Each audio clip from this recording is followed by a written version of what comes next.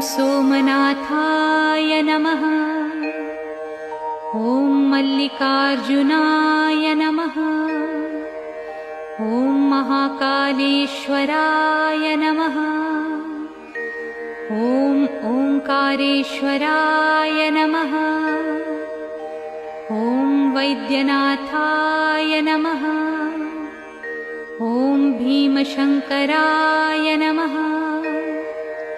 ॐ रामेश्वराय नमः। ॐ नागेश्वराय नमः। ॐ विश्वेश्वराय नमः। ॐ त्र्यंबकेश्वराय नमः। ॐ केदारेश्वराय नमः। ॐ भुस्मेश्वराय नमः।